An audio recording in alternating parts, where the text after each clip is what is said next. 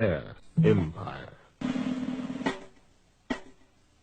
Now, the Roman Empire internally was not very rich. Africa became the breadbasket for the Roman Empire. And except for Africa, the Roman Empire would not have been able to sustain itself. Now, the Roman presence in North Africa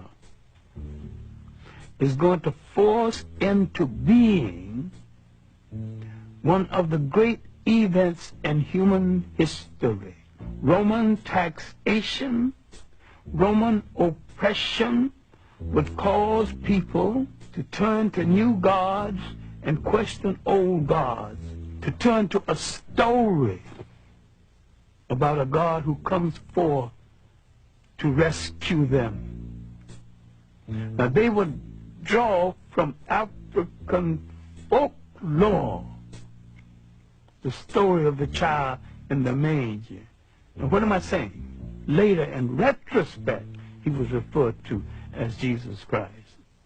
Now, you can argue about the coloration of Christ if you want to, but I can sell that very quick and we can go on to the next subject. Was he a Roman? The answer is no. Was he a Greek? The answer is still no.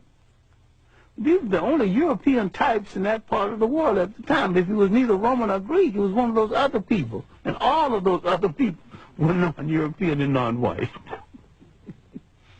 And he came from the other people.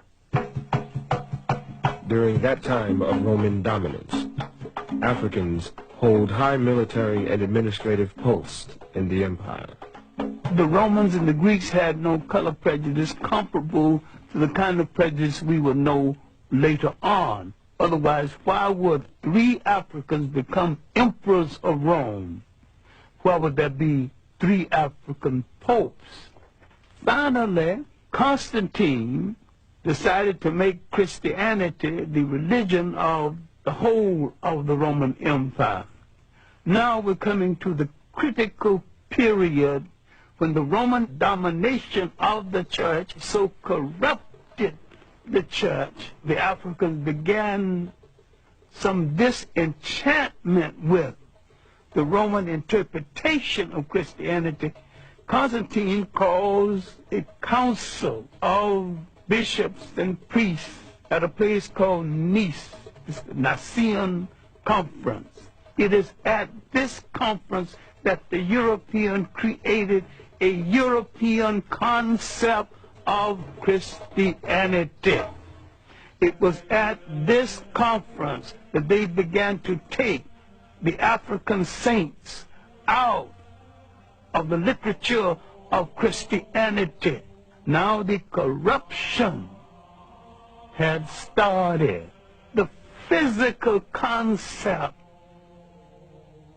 of Jesus Christ did not exist. Now, how did it come into existence? Because the Pope commissioned it to come into existence. Michelangelo painted the picture using one of his relatives as model.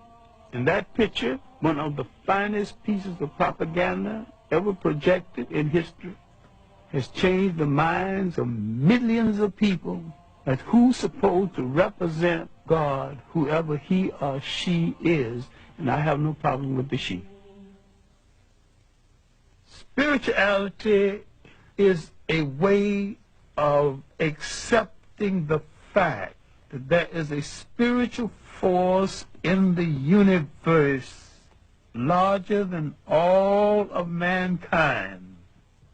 But someone had to come along and invent a word called God. And someone had to say of another God and say, mine is better than yours. And someone had to create faith.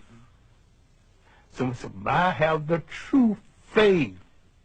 Religion is the organization of spirituality into something that became the handmaiden of conquerors.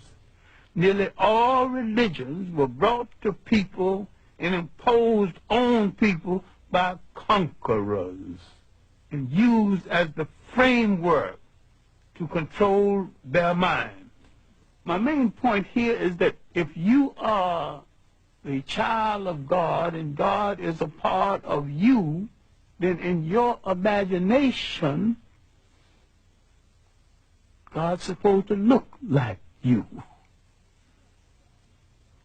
And when you accept a picture of the deity assigned to you by another people, you become the spiritual prisoners of that other people.